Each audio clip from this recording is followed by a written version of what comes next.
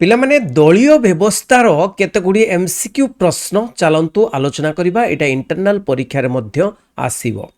Political science ଛାତ୍ରଛାତ୍ରୀମାନଙ୍କୁ ସମସ୍ତଙ୍କୁ ସ୍ୱାଗତ କରୁଛି। ପିଲାମାନେ ପ୍ରଥମ ପ୍ରଶ୍ନ ଏଇଠି, ନିମ୍ନୋକ୍ତ ମଧ୍ୟରୁ କେଉଁ ଦଳୀୟ ବ୍ୟବସ୍ଥା ଗଣତାନ୍ତ୍ରିକ ନୁହେଁ? ଏକ ଦଳୀୟ, ଦୁଇ ଦଳୀୟ, ତିନି ଦଳୀୟ, ବହୁଦଳୀୟ। ପିଲାମାନେ ଏଠି ଏକ ଦଳୀୟ କାହିଁକି ହେବ?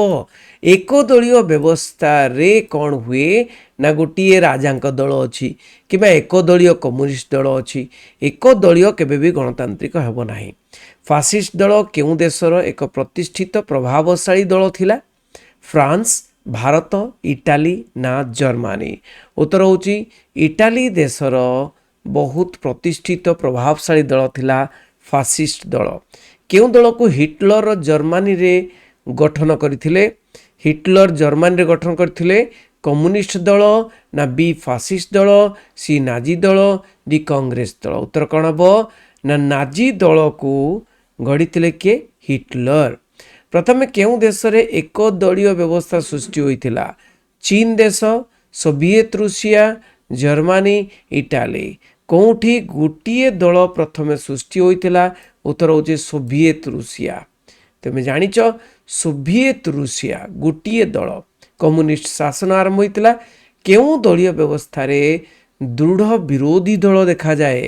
ଏକ ଦଳୀୟ, ଦ୍ୱିଦଳୀୟ, ବହୁଦଳୀୟ, ସବୁଠାରେ? ତ ଉତ୍ତର ହେଉଛି କ'ଣ ନା ଦ୍ୱିଦଳୀୟ ସରକାର ଯେଉଁଠି ଥାନ୍ତି ସେଇଠି କ'ଣ ହୁଏ ନା ଦୃଢ଼ ବିରୋଧୀ ଦଳ ହୁଏ। କାହିଁକିନା ଗୋଟିଏ ଦଳ ରୁଲିଂ ପାର୍ଟି ବା ଶାସକ ଦଳ ଅଛନ୍ତି, ଆଉ ଗୋଟିଏ ଦଳ ରହିଯାନ୍ତି ସିଏ କି ଦୃଢ଼ ବିରୋଧୀ ଦଳ। କେଉଁ ଦଳୀୟ ବ୍ୟବସ୍ଥାରେ ପ୍ରାୟତଃ ରାଜନୈତିକ ଅସ୍ଥିରତା ଦେଖା ଦେଇଥାଏ? ଏକ ଦଳୀୟ, ଦ୍ୱିଦଳୀୟ, ବହୁଦଳୀୟ, ସବୁଠାରେ? ତ ଉତ୍ତର ହେଉଛି କ'ଣ ନା ଏଇ ଯେଉଁ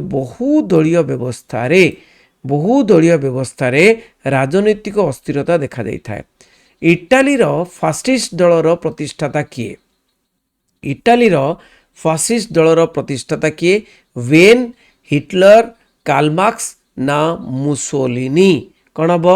ଇଟାଲୀର ଫାସିଷ୍ଟ ଦଳର ପ୍ରତିଷ୍ଠାତା ହେଉଛନ୍ତି କିଏ ନା ମୁସୋଲିନି। କିଏ? ମୁସୋଲିନି। ଜର୍ମାନୀରେ କିଏ ନାଜି ଦଳ ଗଠନ କରିଥିଲେ? ହିଟଲର, ମୁସୋଲିନି, ଆବ୍ରାହାମ ଲିଙ୍କନ ନା ଲେନିନ? ତ ହିଟଲର ହେଉଛନ୍ତି ଜର୍ମାନୀର ନାଜି ଦଳ ଗଠନ କରିଥିଲେ। କେଉଁ ଦଳୀୟ ବ୍ୟବସ୍ଥାର ଅନ୍ୟ ନାମ ଏକଛତ୍ରବାଦ? ଏକ ଦଳୀୟ, ଦ୍ୱିଦଳୀୟ, ବହୁଦଳୀୟ, ନିର୍ଦ୍ଦଳୀୟ? ନିର୍ଦ୍ଦଳୀୟ ତ ହେବନି, ବହୁଦଳୀୟ ବି ଏକଛତ୍ରବାଦ ହେବନି। ଏକ ମାନେ ଗୋଟିଏ ଜଣକର ଶାସନ ହେଉଛି ଏକଛତ୍ରବାଦ, ମାନେ ଏକ ଦଳୀୟ। ଯେମିତିକି ନାଜି ଦଳ ଥିଲା ଗୋଟିଏ ଦଳ ଜର୍ମାନୀର, ଯେମିତିକି ଚାଇନାର କମ୍ୟୁନିଷ୍ଟ ପାର୍ଟି, ରୁଷିଆର କମ୍ୟୁନିଷ୍ଟ ପାର୍ଟି। ନିମ୍ନୋକ୍ତ ମଧ୍ୟରୁ କେଉଁ ରାଷ୍ଟ୍ରରେ ବହୁଦଳୀୟ ବ୍ୟବସ୍ଥା ନାହିଁ? England, France, Bharat, Switzerland. କେଉଁଠି ବହୁଦଳୀୟ ବ୍ୟବସ୍ଥା ନାହିଁ? ପିଲାମାନେ ତୁମେ ଜାଣିଛ ଇଂଲଣ୍ଡରେ ଦୁଇଟି ଦଳ ଦେଖାଯାଏ, ଆମେରିକାରେ ବି ଦୁଇଟି ଦଳ ଦେଖାଯାଏ, କିନ୍ତୁ ଭାରତରେ, ଫ୍ରାନ୍ସରେ, ସୁଇଜରଲ୍ୟାଣ୍ଡରେ ବହୁଦଳୀୟ ବ୍ୟବସ୍ଥା ଅଛି। ନିମ୍ନୋକ୍ତ ମଧ୍ୟରୁ କେଉଁ ରାଷ୍ଟ୍ରରେ ବହୁଦଳୀୟ ବ୍ୟବସ୍ଥା ପ୍ରଚଳିତ? ଭାରତ, ଚୀନ, ଯୁକ୍ତରାଷ୍ଟ୍ର ଆମେରିକା, ଇଂଲଣ୍ଡ। ପିଲାମାନେ ଦେଖ, ଚୀନରେ ଗୋଟିଏ ପାର୍ଟି ଅଛି, ଗୋଟିଏ ଦଳ, ଇଂଲଣ୍ଡରେ ଦୁଇ ଦଳ, ଯୁକ୍ତରାଷ୍ଟ୍ର ଆମେରିକାରେ ଦୁଇ ଦଳ, ଭାରତରେ ବହୁଦଳୀୟ ବ୍ୟବସ୍ଥା ଦେଖାଯାଏ। ଭାରତରେ କେଉଁ ଦଳୀୟ ବ୍ୟବସ୍ଥା ପ୍ରଚଳିତ? ଏକ ଦଳୀୟ, ଦ୍ୱିଦଳୀୟ, ତିନି ଦଳୀୟ, ବହୁଦଳୀୟ? ଭାରତରେ ବହୁଦଳୀୟ ବ୍ୟବସ୍ଥା ପ୍ରଚଳିତ। ଭାରତର ସର୍ବପୁରାତନ ରାଜନୈତିକ ଦଳର ନାମ କ'ଣ? ବହୁତ ଇମ୍ପୋର୍ଟାଣ୍ଟ ପ୍ରଶ୍ନ ପରୀକ୍ଷାରେ ପଡ଼େ। ଭାରତୀୟ ଜନତା ପାର୍ଟି, ଭାରତୀୟ ଜାତୀୟ କଂଗ୍ରେସ, ଭାରତୀୟ ମୁସଲିମ ଲିଗ, ଭାରତୀୟ କମ୍ୟୁନିଷ୍ଟ ପାର୍ଟି। ସବୁଠାରୁ ପୁରାତନ ରାଜନୈତିକ ଦଳର ନାମ କ'ଣ? ନା ଉତ୍ତର ହେଉଛି କ'ଣ ନା ଭାରତୀୟ ଜନତା ଭାରତୀୟ ଜାତୀୟ କଂଗ୍ରେସ। ୟେସ୍, ଭାରତୀୟ ଜାତୀୟ କଂଗ୍ରେସ।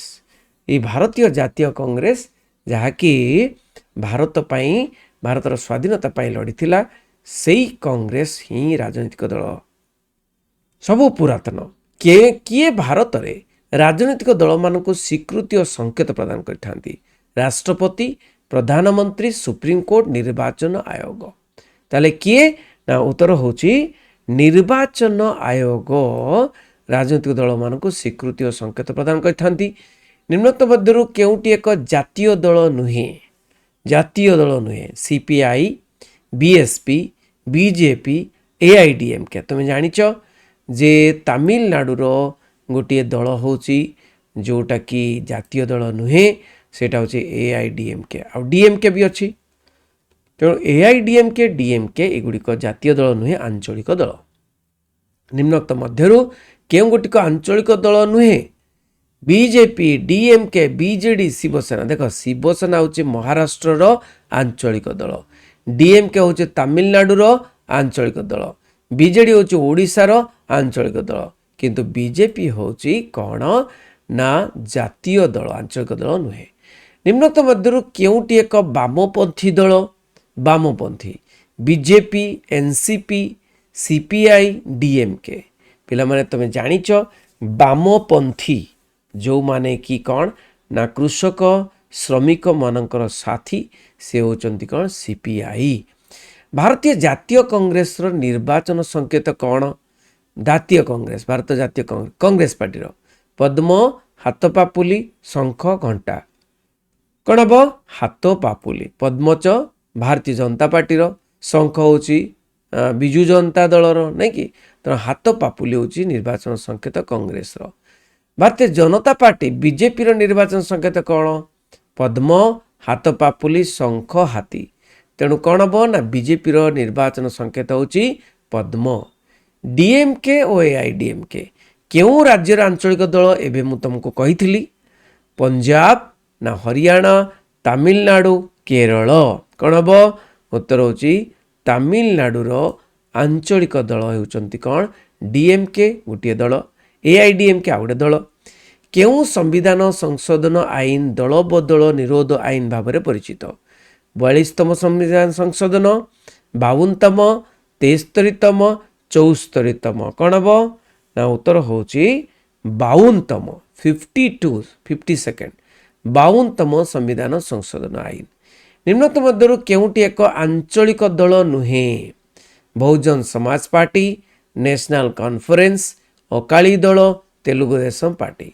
ଦେଖ ପିଲାମାନେ, ଅକାଳୀ ଦଳ ହେଉଛି ପଞ୍ଜାବର ଆଞ୍ଚଳିକ ଦଳ, ତେଲୁଗୁ ଦେଶମ ପାର୍ଟି ହେଉଛି ଆନ୍ଧ୍ରପ୍ରଦେଶର ଆଞ୍ଚଳିକ ଦଳ, ନ୍ୟାସନାଲ କନଫରେନ୍ସ କାଶ୍ମୀର ଆଞ୍ଚଳିକ ଦଳ, କିନ୍ତୁ ବହୁଜନ ସମାଜ ପାର୍ଟି ଏକ ଆଞ୍ଚଳିକ ଦଳ ନୁହେଁ। ନିମ୍ନୋକ୍ତ ମଧ୍ୟରୁ କେଉଁଟି ଏକ ଆଞ୍ଚଳିକ ଦଳ? ବିଜେପି ନୁହେଁ, ତୃଣମୂଳ କଂଗ୍ରେସ, ବହୁଜନ ସମାଜ ପାର୍ଟି, ଭାରତୀୟ କମ୍ୟୁନିଷ୍ଟ ପାର୍ଟି। ମାନେ ଆଞ୍ଚଳିକ ଦଳ ହେଉଛି କିଏ? ତୃଣମୂଳ କଂଗ୍ରେସ, ଯିଏକି ମାନେ କ'ଣ ପଶ୍ଚିମବଙ୍ଗର ଆଞ୍ଚଳିକ ଦଳ। ଭାରତୀୟ ଜାତୀୟ କଂଗ୍ରେସର ପ୍ରତିଷ୍ଠାତା କିଏ କହିଲ ଦେଖି? ଇନ୍ଦିରା ଗାନ୍ଧୀ? ନାମ। ପଣ୍ଡିତ ନେହେରୁ? ନାଇମ। ମହାତ୍ମା ଗାନ୍ଧୀ? ନା। କ'ଣ ହେବ ନା ଆଲାନ ଅକ୍ଟାଭିଆନ ହ୍ୟୁମ। ଆଲାନ ଅକ୍ଟାଭିଆନ ହ୍ୟୁମ ସେ ହେଉଛନ୍ତି ଭାରତୀୟ ଜାତୀୟ କଂଗ୍ରେସର ପ୍ରତିଷ୍ଠାତା। ସେ ହେଉଛନ୍ତି ଇଂରେଜ ଜଣେ ରିଟାୟାର୍ଡ ଆଇଏଏସ୍ ମାନେ ଆଇସିଏସ୍ ଅଫିସର ଥିଲେ, ନାଇଁ, ଇଣ୍ଡିଆନ୍ ସିଭିଲ ସର୍ଭିସ, ଏବଂ ସିଏ ହିଁ ରଚିଥିଲେ ଯେ ଜାତୀୟ କଂଗ୍ରେସର ପ୍ରତିଷ୍ଠାତା ପାଇଁ। ବିଜୁ ଜନତା ଦଳର ପ୍ରତିଷ୍ଠାତା କିଏ? ବିଜୁ ପଟ୍ଟନାୟକ, ନବୀନ ପଟ୍ଟନାୟକ, ଜାନକୀବଲ୍ଲଭ ପଟ୍ଟନାୟକ, ଦାମୋଦର ରାଉତ। ତୁମେ ଜାଣିଛ ପିଲାମାନେ, ବିଜୁ ପଟ୍ଟନାୟକଙ୍କର ଅନ୍ତ ପରେ ଅର୍ଥାତ୍ ବିଜୁ ପଟ୍ଟନାୟକଙ୍କର ଶେଷ ନିଶ୍ୱାସ ପରେ ଆମର ତାଙ୍କ ପୁତ୍ର ଯିଏକି ନବୀନ ପଟ୍ଟନାୟକ, ନାଇଁକି, ସେ ବିଜୁ ଜନତା ଦଳ ଗଢ଼ିଥିଲେ, ଯାହାକି ବିଜେଡି ନାମରେ ଖ୍ୟାତ। ବିଜୁ ଜନତା ଦଳର ନିର୍ବାଚନ ସଂକେତ କ'ଣ? ହାତ ପାପୁଲି, ଶଙ୍ଖ, ପଦ୍ମ, ହାତୀ। କ'ଣ ହେବ ନା ଶଙ୍ଖ ହେଉଛି ନିର୍ବାଚନ ସଂକେତ। ଆମ୍ ଆଦମୀ ପାର୍ଟିର ନିର୍ବାଚନ ସଂକେତ କ'ଣ? ଝାଡ଼ୁ, ଶଙ୍ଖ, ଘାସ ଫୁଲ, ଲଣ୍ଠନ। କ'ଣ ହେବ? ଆମ୍ ଆଦମୀ ପାର୍ଟି। ଆମ୍ ଆଦମୀ ପାର୍ଟିର କ'ଣ? ଝାଡ଼ୁ। ଭାରତୀୟ ଜନତା ପାର୍ଟିର ପ୍ରତିଷ୍ଠାତା କିଏ? ଶ୍ୟାମପ୍ରସାଦ ମୁଖାର୍ଜୀ, ନରେନ୍ଦ୍ର ମୋଦି, ଅଟଳ ବିହାରୀ ବାଜପେୟୀ, ଲାଲକୃଷ୍ଣ ଆଡବାଣୀ। କ'ଣ ହେବ ନା ଉତ୍ତର ହେଉଛି ଅଟଳ ବିହାରୀ ବାଜପେୟୀ, ଯିଏକି ଭାରତୀୟ ଜନତା ପାର୍ଟିର ପ୍ରତିଷ୍ଠାତା ଥିଲେ। ବର୍ତ୍ତମାନ ଭାରତୀୟ ଜାତୀୟ କଂଗ୍ରେସର ସଭାପତି କିଏ ଥିଲେ? ସୋନିଆ ଗାନ୍ଧୀ, ଇନ୍ଦିରା ଗାନ୍ଧୀ, ରାହୁଲ ଗାନ୍ଧୀ ନା ରାଜୀବ ଗାନ୍ଧୀ? କ'ଣ ହେବ? ଜାତୀୟ କଂଗ୍ରେସର ସଭାପତି କିଏ ବର୍ତ୍ତମାନ? ତ ବର୍ତ୍ତମାନ ସଭାପତି କହିଲେ ଆମେ କାହାକୁ ବୁଝେଇବା ନା ସୋନିଆ ଗାନ୍ଧୀ ସଭାପତି, ନାଇଁକି? ଆଚ୍ଛା, କେଉଁ ମସିହାରେ ଭାରତୀୟ ଜାତୀୟ କଂଗ୍ରେସର ପ୍ରତିଷ୍ଠା ହୋଇଥିଲା 1857, 1885, 1920, 1950। ଭାରତୀୟ ଜାତୀୟ କଂଗ୍ରେସର ପ୍ରତିଷ୍ଠା ହୋଇଥିଲା କେବେ ନା 1885 ମସିହାରେ। କେଉଁଠି ପଶ୍ଚିମବଙ୍ଗର ଏକ ଆଞ୍ଚଳିକ ଦଳ ଭାବରେ ସୃଷ୍ଟି ହୋଇଥିଲା?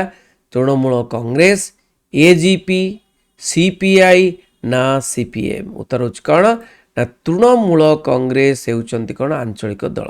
ଭାରତୀୟ ଜାତୀୟ କଂଗ୍ରେସର ପ୍ରଥମ ସଭାପତି କିଏ? ଭାରତୀୟ ଜାତୀୟ କଂଗ୍ରେସର ପ୍ରଥମ ସଭାପତି କହିଲ ଦେଖି? Alan ଅକ୍ଟାଭିଆନ Hume, Umesh Chandra Banerjee, Mahatma Gandhi, Motilal Nehru.